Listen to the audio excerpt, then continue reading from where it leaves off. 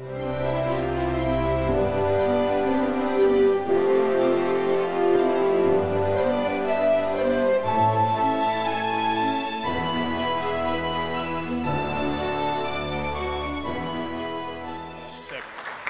and gentlemen, good morning and welcome to the Nixon Presidential Library and welcome to this magnificent White House East Room. My name is Chris Nordyke. I'm the Nixon Foundation's Events Director, and it's a pleasure to have you all here for this very special day. Will you all please stand for the presentation of colors and the singing of our national anthem. Bring on the colors.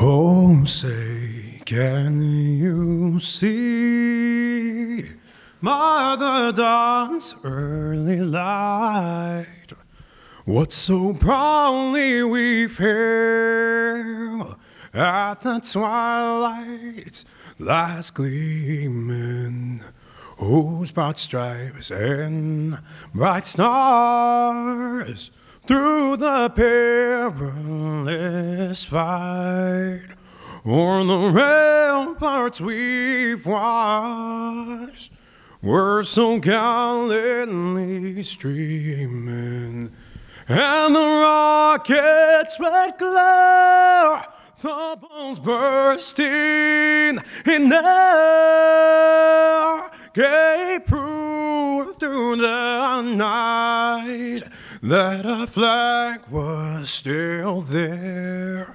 Oh, say does that star-spangled banner wave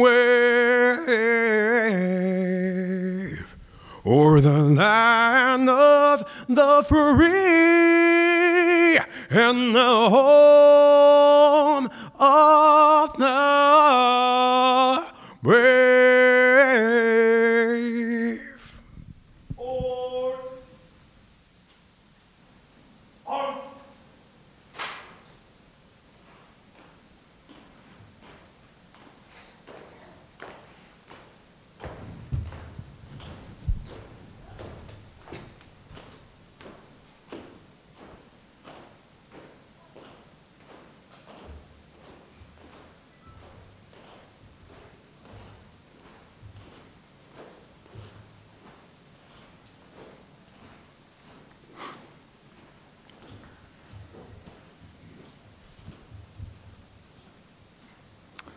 Let us all thank the Blue Eagles Honor Guard for that special presentation of colors and the beautiful rendition of the national anthem.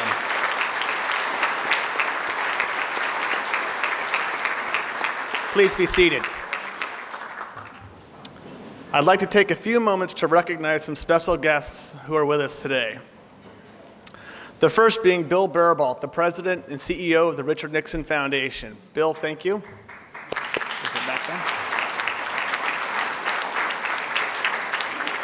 Michael Elzey, the Executive Director of the Nixon Presidential Library. There's Mike. Sandy Quinn, a board member of the Richard Nixon Foundation and the previous Nixon Foundation president. Sandy. Ruth B. Shannon, longtime Nixon family friend and friend of the library. Thank you, Ruth.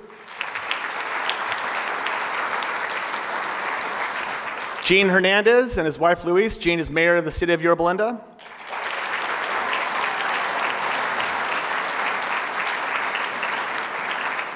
Tara Campbell, the mayor pro tem for the city of Yorba Linda. and newly elected City Council official, Carlos Rodriguez.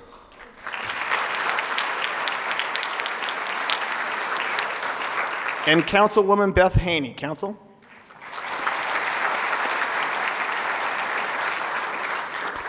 Greg Daddis is the director of Chapman University's Master Program in War and Society. Thank you all for your continued support, and thank you for being here today. Today is Veterans Day, and today's ceremony celebrates all who have and currently are and are serving in our military branches. An all-volunteer force that it's important to note that was created by President Richard Nixon, a veteran himself who served in the South Pacific during World War II as a naval lieutenant commander. These brave men and women have and continue to put everything on the line for our essential freedoms, not because they have to, but because they believe in patriotism and are indeed true patriots. Many of these heroes are in the room, this very room today. May I ask that all servicemen and women that are able to please stand and be recognized?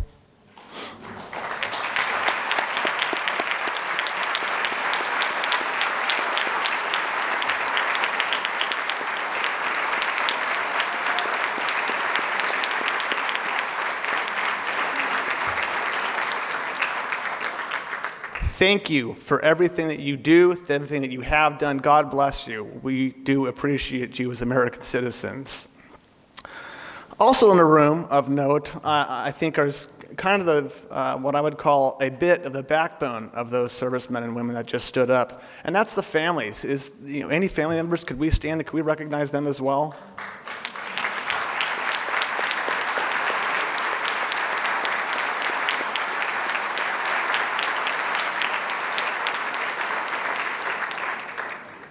Giving today's invocation is Chaplain Edward Gannigan from the 163rd Attack Wing of March Air Force Base. Chaplain?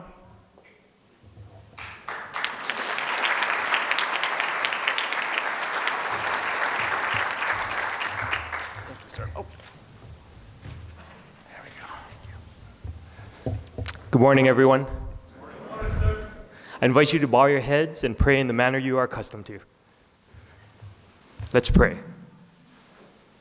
Almighty God and our Father, the cause of liberty is yours. It is likewise the cause of those who have defended it against the powers of tyranny and oppression. And so, today, remembering the veterans who have entered and served in America's armed forces, we give you thanks. We are grateful that you inspired their sense of patriotism, that you have strengthened them in their unselfish service. Their courage, O Lord, and their vigilance has ensured the freedom and peace that we enjoy today. And so, God, we ask and we pray that you would grant to each of them a generous portion of your grace, and to America, our native land, that you, O Lord, would grant your blessing. For these things we ask in your powerful and holy name. And all God's people said, amen.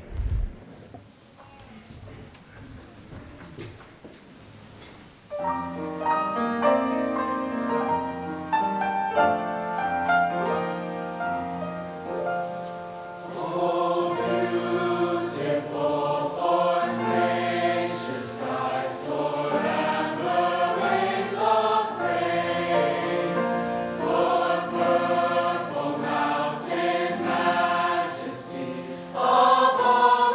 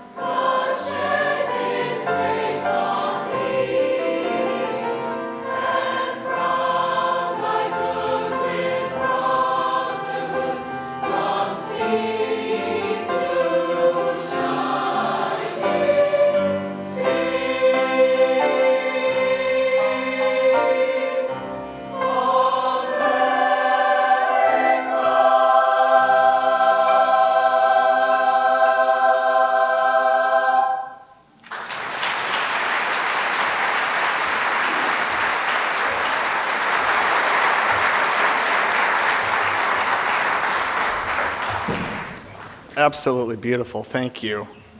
Mike Short and the choir, thank you very much, guys. Thank you, Chaplain Gannigan, for our opening prayer.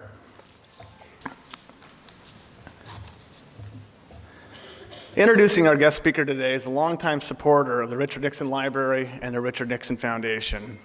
He's a fond friend of the Nixon family, and gives tremendous leadership as a member of the Richard Nixon Foundation's Board of Directors. John is a proud USC graduate and a recipient of the USC Alumni Service Award. He's also a recipient of the Marine Corps' John Wooden Award and has membership in the Honorary National Society of the Skull and Dagger. Also of interesting note is John's mother, Patricia, who was a longtime personal friend to President and Mrs. Nixon and the first woman to co-chair a national presidential campaign. That, of course, being Richard Nixon's 1968 campaign. Ladies and gentlemen, please welcome John Hamilton.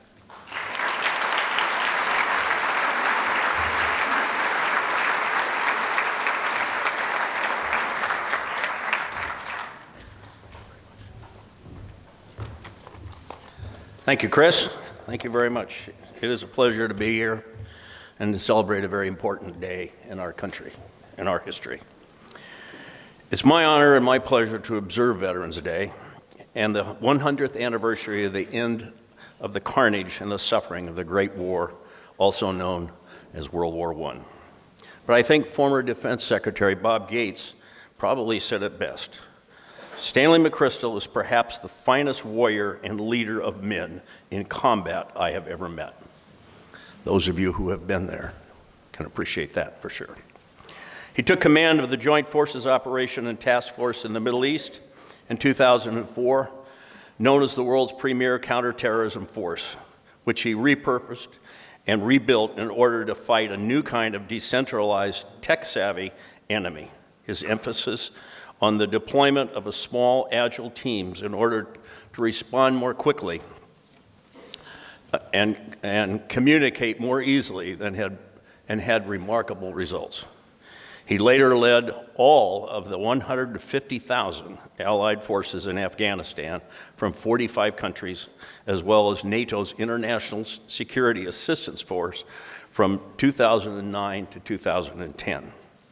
A graduate of West Point and the Naval War College, McChrystal also completed a 4-year-long fellowship at Harvard's Kennedy School of Government and the Council of Foreign Affairs. Since retiring from active duty, General McChrystal has devoted his time to inspiring and educating young leaders. He is a professor of international relations at Yale University. He also founded the McChrystal Group to deliver innovative leadership solutions to businesses in the changing world. He's the author of Team of Teams, New Rules of Engagement for a Complex World, published in 2015, which recounted his successes at the Joint Special Operations Command and how they can be repurposed into civilian and business worlds. His new book, entitled Leaders, Myth and Reality, we'll let him talk about that today. It's my pleasure to welcome to the Nixon Library for his second visit, General Stanley McChrystal.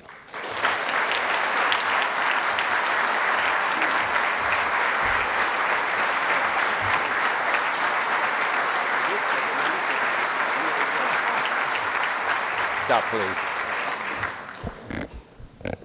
On behalf of my wife, Annie, of 41 years of marriage, and I want to thank everybody for being here today and for your gracious introduction and the opportunity to spend just a little time with you on what's a really important day. But I want to start by talking about the music a little bit. Y'all are amazing, and it's inspiring to listen to. And then when I listen to the words of America the Beautiful, you know, I'm thinking we're in California, the weather's perfect, the mayor made sure of that. But when I actually listen to the words and I watch you sing it, I realize America is beautiful because you are. It will be what you make it. And so what the generations before you have done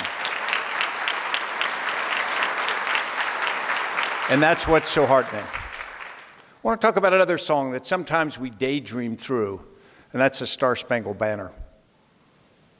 We had an Air Force professional stand up here and sing an extraordinary rendition of what Francis Scott Key first penned as a poem in 1814. And sometimes because we listen to it at the beginning of sports events and on the 4th of July, and then we see fireworks, we sometimes can forget the context. When Francis Scott Key wrote the poem, he was standing on the deck of a British warship. He was in Baltimore Harbor, and that warship was part of an armada that was shelling American forts protecting Baltimore, Fort McHenry particularly. And you say, well, we beat the British. Well, at that point, we were not beating the British in the War of 1812. In fact, in the weeks prior, they had burned the capital of the United States, brushed aside American forces, moved up to Baltimore, and they were now threatening to take the port and city of Baltimore. When he describes by the rocket's red glare, the bombs bursting in air, they're not fireworks. They were pounding American defenses, and what he could see was periodically, with the flash, he could see the ramparts where there was an American flag flying over them. And the only way he knew whether the fort had fallen or not was if he knew the flag was gone, he would assume that American forces had capitulated. And of course they didn't. When I think about service and I think about today, the one thing I disagree with Chris when he said people serve now and they don't have to, absolutely we do have to. The people in this room, so many of you have served and so many of you who've helped those who served and served in other ways, you say, well, I made a choice to serve, but I'm not sure you really made a choice because inside you is something that says, I have to be a part of making a difference. At the aftermath of the Civil War, 1 out of every 68 American citizens had been wounded in action. So everybody in your town, your village, your street, your family knew and saw someone who carried the scars of war. When I checked the numbers a few years ago, it was like 1 out of every 7,259. So the chances are, unless you served, you may never have even met anyone who actually was wounded. And so America sometimes has a tendency to get a little bit further from the idea that we have a requirement to serve than maybe we'd like to. And that's what's so important about this day, Veterans Day. That's what's so important about this gathering. That's what's so important about you. Because as George Washington says, when you stop honoring those who serve, future generations will not serve. When you stop saluting service and heroism, you will stop seeing service and heroism. And it's utterly essential for the survival of any nation. I've taken a little bit of a journey in the last 18 months writing a book about leadership. It's the third book I've written. And you say, okay, when's he going to get to the point? Well, the reality, what had happened was I entered the U.S. Army at age 17. On the day President Nixon, who himself served in the Second World War, as you heard, he'd answered the call. On the day when he was elected to the presidency, my wife Annie's father was serving in Vietnam. My father was serving in Vietnam. On the day a few years ago when my father died, 4 of his grandsons were serving in Afghanistan. It's really important that we understand leadership. So I went in at age 17, went to West Point. They spent years trying to teach me calculus and leadership. I still know 0 calculus. But it's funny, you know, I got invited a few years ago to speak at West Point, and I went up there and I told the Corps cadets, I didn't learn any math. And you could just hear the faculty getting irritated at me. And then I said, and here's a dirty little secret, in the 40 years since then, I've never once been in a situation where if I could integrate an equation, it'd all be okay. I haven't spoken there since. I'm waiting for the invitation.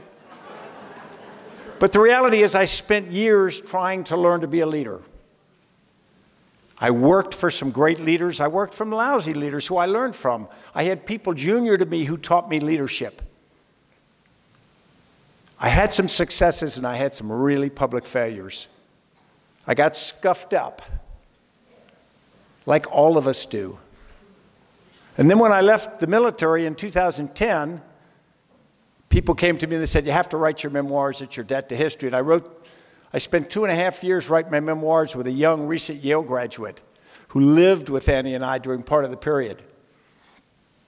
When we did it, I said, how hard can your memoirs be? Because I was there, I know. And so as we did all this work, I would lay out something that happened.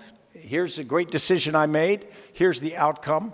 But we did more than 100 interviews of people who'd been involved just to flesh it out. And here's what we found. My memory wasn't often wrong, but it was always stunningly incomplete. It was amazing. You know, I'd have given an order and something great would happen and I'd accept, you know, credit or blame.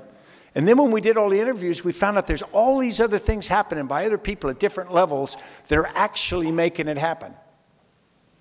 And I hadn't known in the moment. I didn't know until we actually did the research. And so what I concluded is my role had been important, but nothing like as important as I thought it had been. It was the most humbling experience of my life. The young man who spent 2.5 years working with me felt the call to service, enlisted in the Army right after we finished the book, and he's a Ranger Sergeant in Afghanistan today. Aren't many Yale graduate Ranger Sergeants out there, so he sticks out a bit.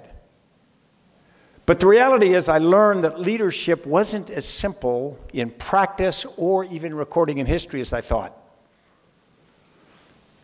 For the last 18 months, I've been working with a Navy SEAL and a Marine infantry officer, both quite a bit younger than I am, to answer the question, why don't we understand leadership at its absolute essence?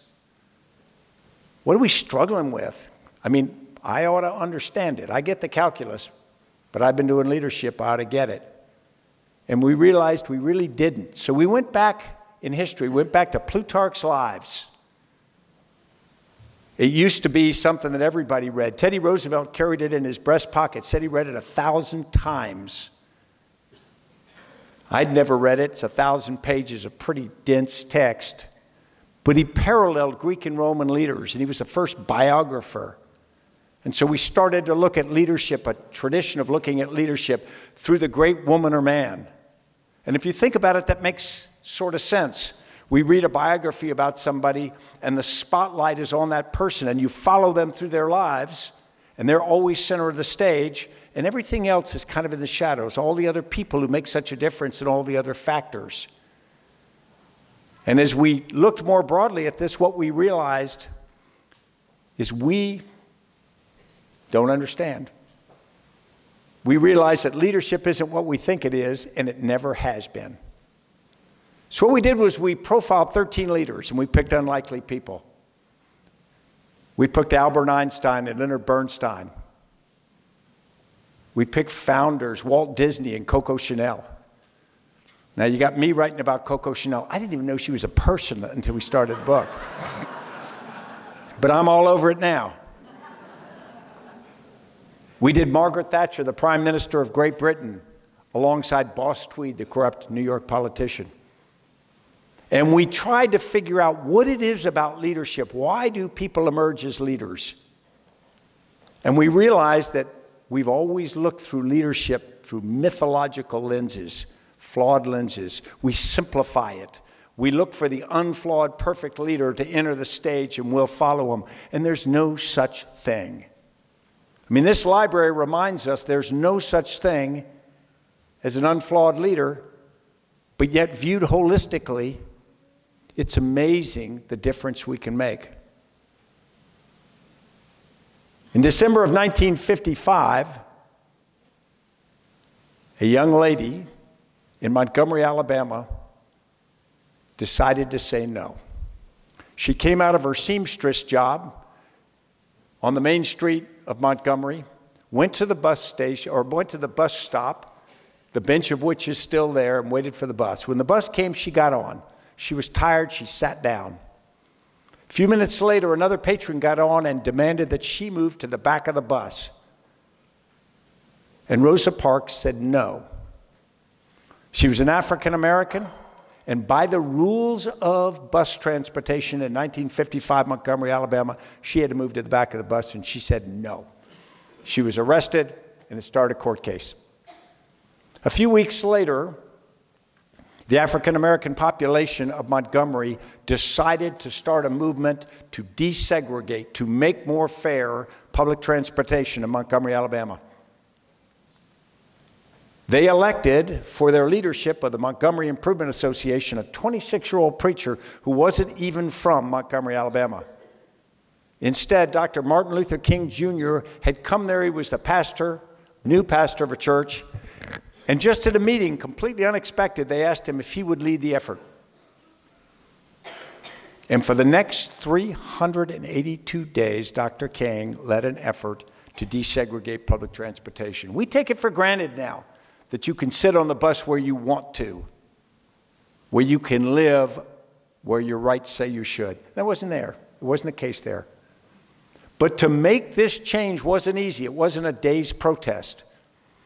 They implemented a boycott of public transportation, which would pressure the city government's finances, because both the public transportation system needed the African American finances.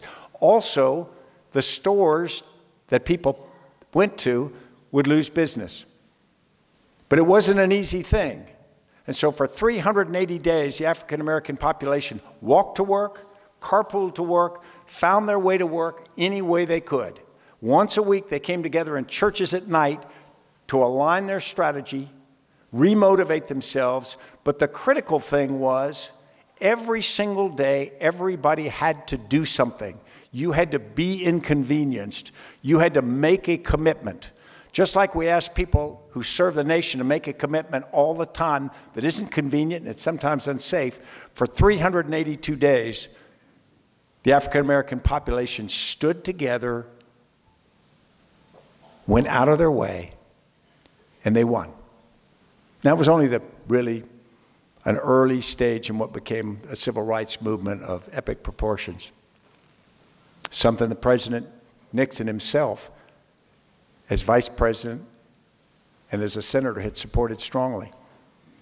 But it was hard. We think of Dr. King, and sometimes we think of the speech he gave on the steps of the Lincoln Memorial in the summer of 1963, and we remember, "I Have a Dream." And we say, well, that was his contribution.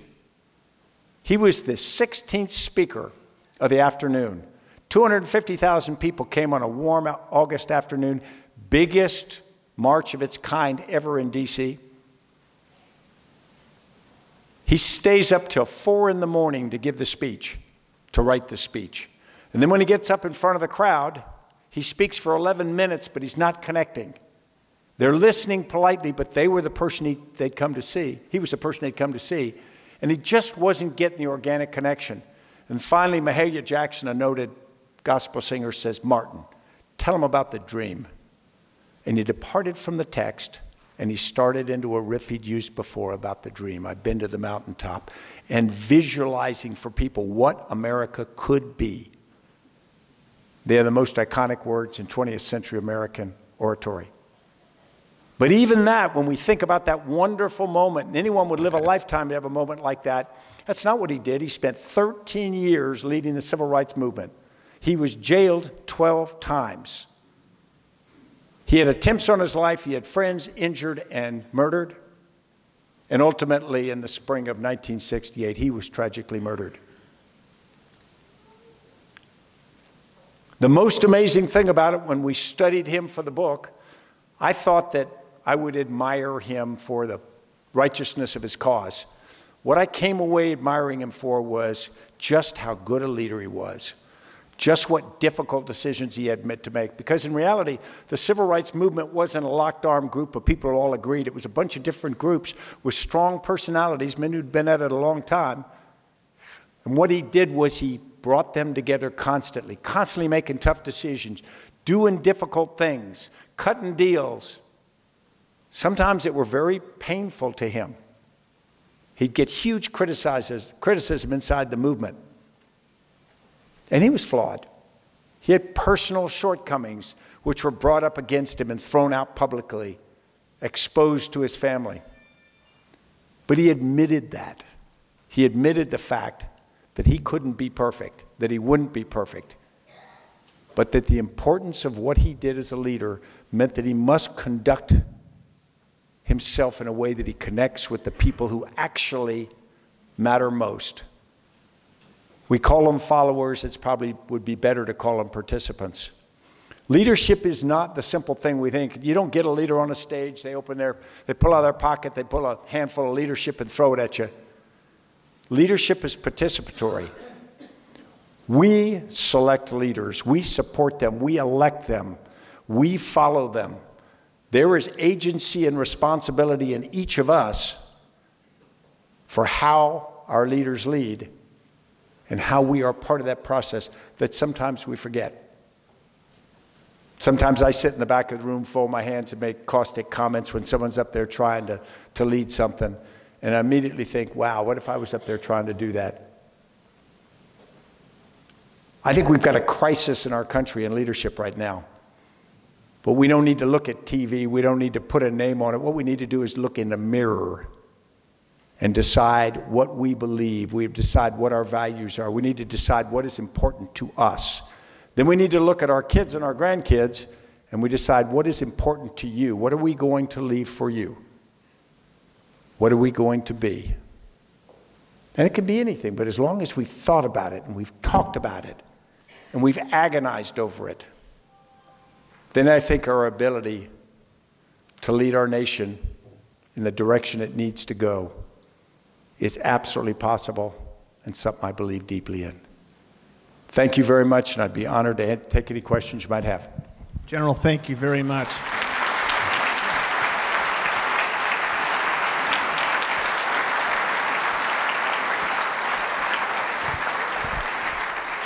General McChrystal has indeed agreed to take some questions, and we're going to get right to them. Afterwards, we're going to do two numbers by the choir and the band, and then we will be signing his book up in our front lobby.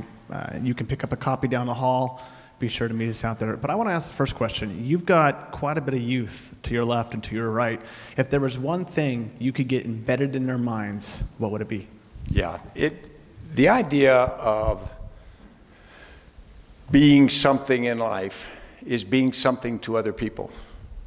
It's not, there's nobody in isolation that I know of that lives a very happy life or makes much of a difference. All the difference you will make will be through people and for people. So if you think about it, be something for people. Be that friend who they want to call. Be that person they absolutely trust. Be somebody that they are trying to be. You won't, again, you'll make mistakes, you'll fall down. But just dust yourself off and try to be that person again. And at the end of the day, it'll be the biggest payoff for you and the most important thing for them. Thank you. Generals. Straight down the middle, very back of the room. Sir. Sir, first of all, I want to thank you for your service. Secondly, as a Marine, and I'm wondering what role those troops that were dispatched to the border, what exactly would their function be, number one? And secondly, how would you have determined what their function would have been or is? Sure. First, Simplify, thanks for your service. I tell you what, extraordinary. You know, moving U.S. troops to the border, regular military troops, is a big deal. We've been doing it for years to support, provide logistics, aviation, intelligence, and that is absolutely no issue. And so I would suspect that that's what the forces are going down to do. Here's the only thing we have to remember. Every time we publicly decide to send U.S. troops somewhere, it's got two levels. It's got a practical level, what are they going to do? It's got a symbolic level of what are we going to do. On the practical level, do whatever it is needs to be done. The Border Patrol absolutely can always get support. On the symbolic level, if I were a Mexican, not a caravan member, but if I was a member of Mexican society and I thought the U.S. was throwing troops at the border to defend the wall, against the caravan, but also implied sort of against Mexico. I would feel uncomfortable with that. I would feel, what's the respect? What is the relationship? So there's an implied signal that I worry about. We also depict the caravan as this invading column that's going to attack the United States, and we're going to stop it. If you get up close to that caravan, I suspect you're going to find women and children and young men who want to get in so they can work in your yard for less than minimum wage, because they're fleeing something that's terrifying to them. Now, I would argue that we have to control our borders. Every sovereign nation has to control its borders. But we need to be very careful. Every time the United States sends a message, it gets noticed. One of the things I realized around the world is we don't know much about the politics internal to other countries, but they know a lot about ours. And they pay attention. If we scratch our ear, they pay attention because it matters so much. And so that goes with being, in a particular place in the world. So that would be my caution about that. Thank you. Next question to your left, sir. Good morning, sir. Thank you for being here this morning. While researching your book, were there any myths, any revelations that were sort of revealed to you about leadership? That's question number one. And question number two, I've heard you speak on the idea of 1 year of national service. Can you talk a little bit more about that and perhaps how much traction it's gotten within your inner circle? Yeah, I'm going to come down and hug you for those questions. That's great. The first is, when we looked at leadership, we boiled it down to 3 myths. The first myth we call the formulaic myth, and that is if you have the right traits or behaviors, kind of like a checklist, you buy a book, says, do this, you'll be a great leader. That's reassuring. It's completely wrong. Because when you match it to actual historical data, we have all kinds of leaders who do all of those things on the list or have all those traits and fail. And they're often they're beaten by somebody who doesn't have them. So in reality, that's a simplification that just doesn't hold up. The second myth we call the attribution myth, and that's the idea that the leader is responsible for everything that happens, success, failure, that sort of thing. And we look at that very carefully, and what we find is that's not supported by data either. In fact, the leader's a factor, but really it's the impact of the interaction with followers and the context of the moment. And what we find is leaders who are dramatically successful in one situation, you assume they are a great leader. You pick them up and you put them in another situation, more often than not they fail. And that's because the context is different. And so the real requirement is to be able to adapt to the new situation. You don't lead one group of people the same you lead another, and the context, even in the same group, in different moments is dramatically different. And then the last myth we came up with was results myth. And that's the idea that we're demanding people. We follow leaders because they produce. They either produce profits or they win victories on the battlefield or politically. And that's not substantiated by data either. In fact, we often follow serial failures. What we do is we have an emotional connection to leaders. We get a connection to them, and they fill an emotional need as much as anything else. And we're willing to discount a lot of other factors because we're humans. It's an interaction. It's like a chemical reaction that's leadership. And what it does is it makes us step back and realize that leadership is not a thing, it's a relationship. Now, the second part to national service, I particularly appreciate the chance to talk about this. If you think what the United States is, and you say, well, the United States is a country, all right? We became a country because we fought for our freedom, and then we devised a government, and we made an agreement among citizens, a covenant. And that covenant said, I'll do certain things for certain advantages, i.e., I get protected, I get status as an American, citizenship, and all these things because I'm a citizen. And as a response, I have certain things I should do back, responsibilities. Pay my taxes, vote. Although we don't do either of those perfectly. The reality is, I think citizenship is far more than that. I think citizenship is a responsibility to other citizens. It's really an agreement that I'm going to do what I can to help you to create an environment where you are given a fair shot and an opportunity. Not everything for you, but that's what it is. And then we think, well, how do we learn it? I think some of the veterans more my age in this room will admit, if under pressure, that they went into service at a young age and they came out a little bit better. You know, it's true that not everything you do in life you love in the moment, but often afterward you kind of go, I'm better. I mean, I went to West Point at 17 and I needed discipline. But now I fold my underwear in my drawer every day. I don't know why, but I just do. And the point is, I think the idea of real citizenship and service is learned. It's not in a class, it's not in a book you read, it's through experience. And think about it, you also serve with people who aren't from your zip code. People don't have the same background you do, different religion, different race, different background. And what had been a group suddenly isn't a group anymore. It's individuals, as all people are. And so the problem is, we had those opportunities whenever there was a big war, World War II, 12 million Americans in uniform, everybody else serving. You come together, produce the greatest generation. People, Korea, Vietnam, but in smaller numbers relatively. Now it's less than 1/2% do military service. So we got to give an opportunity for young people to have that experience, to learn that before they go forward. And so that's, for 6.5 years now, I've been the chairperson of a thing called the Service Year Alliance to give every young person a year of paid national service. Not military, but something else. And the reason is only 30% of young Americans qualify to go in the military for physical or other reasons, but they all need that experience.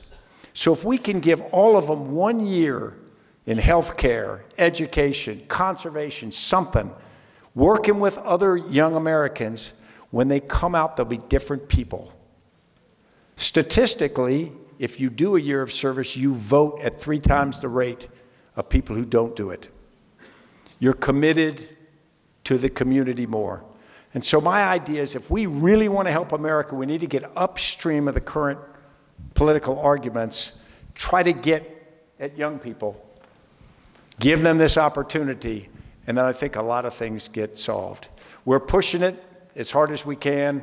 You know, we've got some political support. Our biggest supporter was John McCain, and unfortunately we lost him. But we're going to keep pushing it, and I won't give up until it's a reality. Thank you.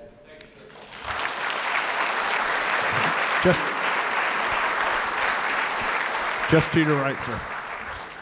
Good afternoon, or good morning, General McChrystal. Welcome back to Orange County, and thank you for giving the rest of us who have also forgotten our differential calculus hope.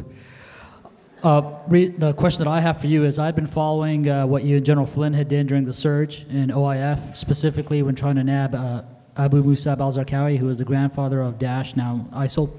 And the thing that really caught my attention was the empowerment of non-traditional groups, civilians, women who may not be as physically tough, or others who would not be medically qualified to have served in combat per se, and put them on an equal level with special operational forces. And the one story that caught my attention was a female CIA officer or contractor who got in the face of a Navy SEAL telling them, this is the kind of intelligence we need on this raid, otherwise this is going to fail, and the SEAL took it, big tough SEAL. And that really struck me as remarkable. Could you please speak about that, what motivated that and that mindset? Absolutely, great question, and thanks so much for your comments. The story is, I was leading a special operations task force in Iraq, and I'd grown up in it. And that task force includes Delta Force, SEAL Team 6, the Rangers, and all. And for years, the task force was 22 years old when I became the commanding general, and it was this sort of rigid cultural hierarchy.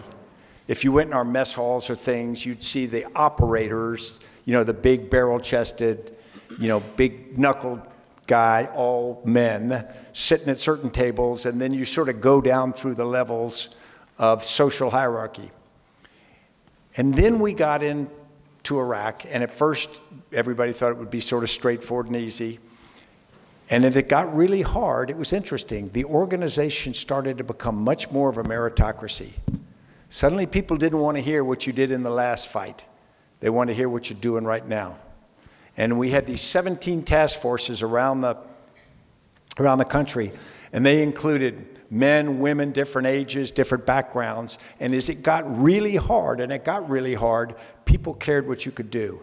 So I'm constantly going around the battlefield, and I go to one of these little task force headquarters, about 200 people in the task force, and I go in the operations center, and there's a young lady, and she maybe weighs 105 pounds, and she is standing in front of a SEAL, and she is thumping his chest with her finger. And I walked in, and I said, wow, I want to see how this plays out.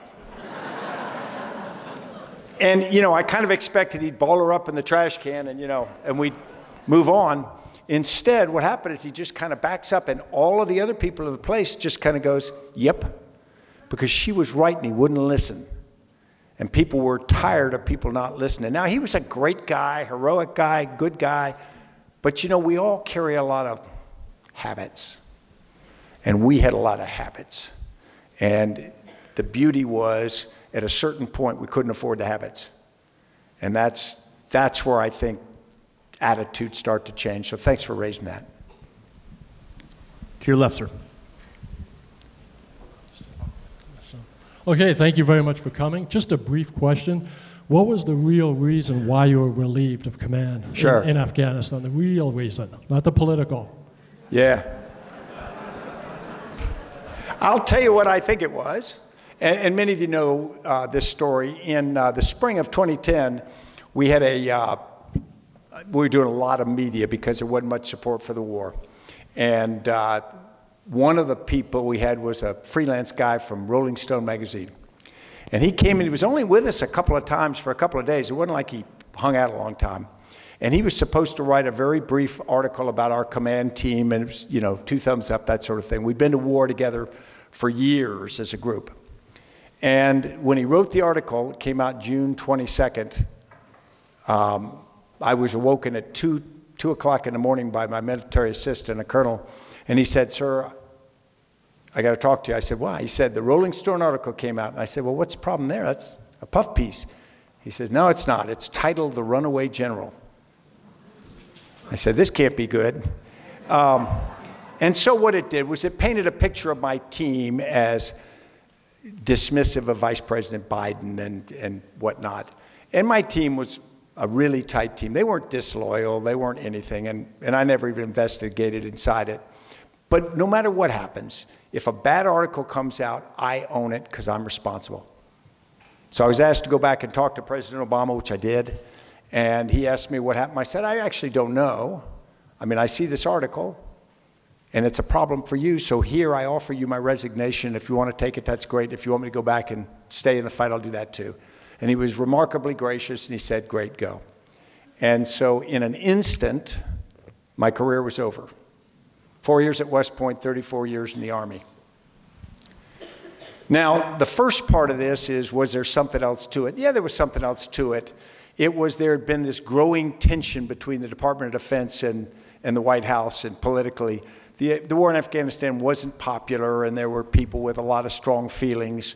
And so when something like this came up, it was portrayed to the president as this is the military, you know, not respecting you, which wasn't at all true, or at least wasn't my perception of it.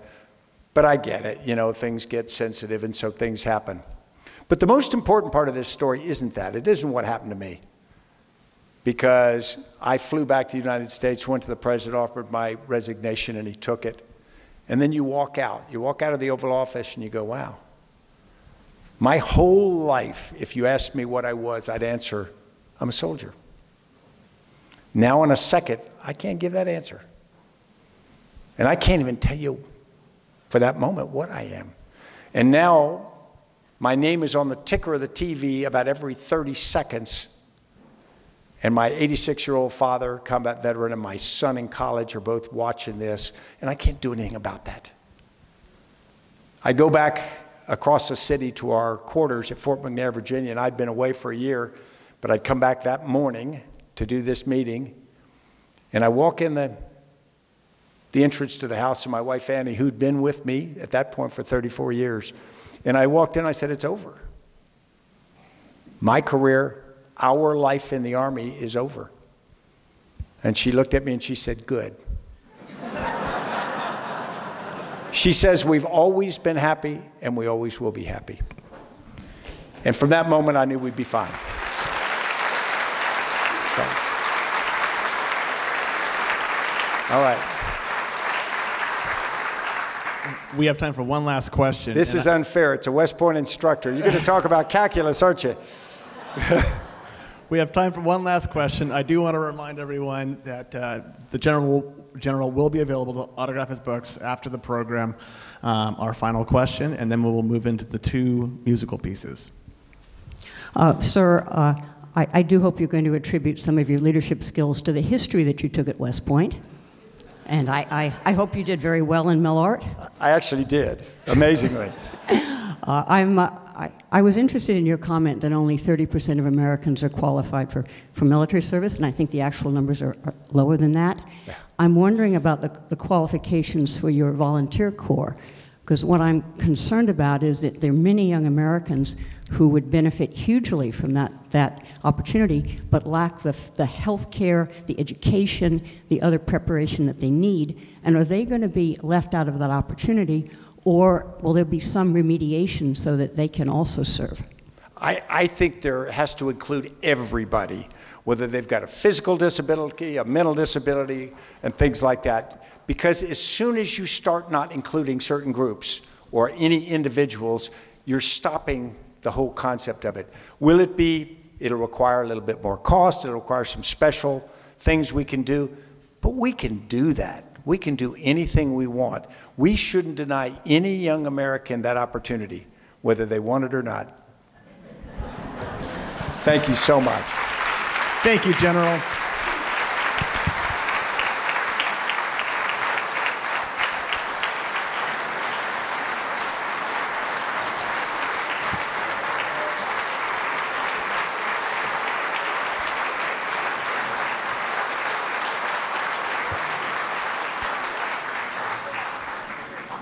Thank you, General. We are now going to conclude the ceremony with the Salute to the Armed Forces medley and the dramatic Battle Hymn of the Republic.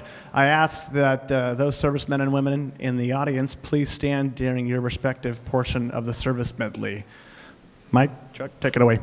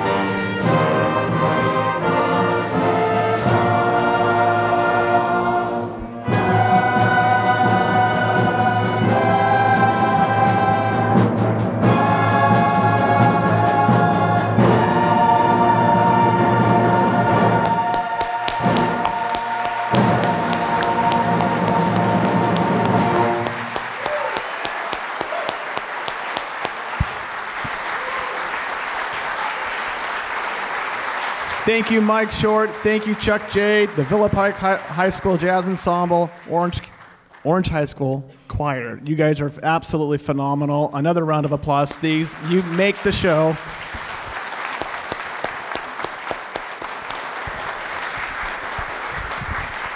That concludes our ceremony today. We will be out in the front lobby with the general signing books. Happy Veterans Day. Thank a vet for his service. God bless you all for coming, and God bless America. Have a good afternoon.